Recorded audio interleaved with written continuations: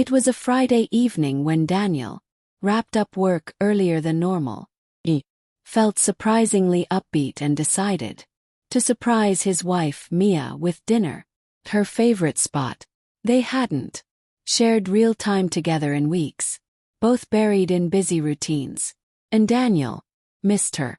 With a small bouquet in one hand and a hopeful smile, he drove to the cafe where Mia mentioned she'd be meeting an old friend for coffee earlier that afternoon. As Daniel walked into the restaurant, his eyes scanned the tables for Mia. Then he stopped. In a quiet corner under soft lighting, he spotted her. But Mia wasn't alone. She sat across from a man Daniel didn't recognize. They were laughing, leaning in, and her hand rested on his arm in a way that seemed far too close for just friendship. Daniel stood still, frozen. His mind tried to reason. Maybe it was harmless. Maybe he was mistaken. But then the man reached out, gently tucked a strand of Mia's hair behind her ear and kissed her hand tenderly. Daniel's chest tightened. There was no mistake. He stepped back from the entrance, the flowers crushed in his grip. He didn't want a scene. Not yet. He walked to the parking lot, sat in his car, his thoughts spiraling. Anger, heartbreak, disbelief, they all flooded in.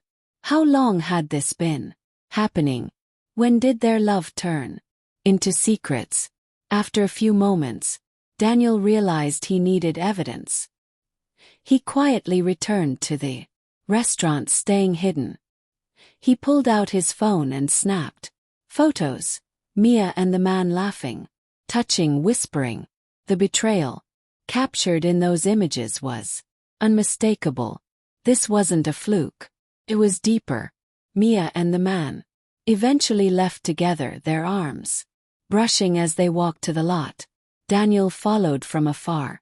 He watched as they got into a car, his car, the one he gave Mia for their anniversary. Seeing another man behind, the wheel cut deeper than he expected. That night, Daniel didn't return home. He stayed at a friend's place, unable to rest. The pictures played in his mind again and again. He remembered all those late nights, the constant phone use, the strange excuses. Now it all made sense. The next morning he went home early. Mia was already there, acting as if nothing had changed. She greeted him casually, asked how his night was. Daniel said nothing. He placed his phone on the table, opened the photo gallery, and slid it toward her. Mia's face went pale. Her hands shook as she scrolled through the images. She tried to speak, but no words came. Daniel waited, hoping for an explanation or even an apology, but all she gave were silent tears. "I didn't mean to hurt you," she whispered. "It just happened." Those words crushed the last piece of Daniel's heart. "It didn't just happen, Mia," he said. "You made choices. Every lie, every secret, you picked him over me." She reached for his hand, but he stepped back. "We need time apart," he said firmly. "I don't know if I can trust you again." Daniel packed a bag and left the home they once shared. He drove away. He felt a strange blend of pain and clarity. The woman he loved had broken something too fragile to repair.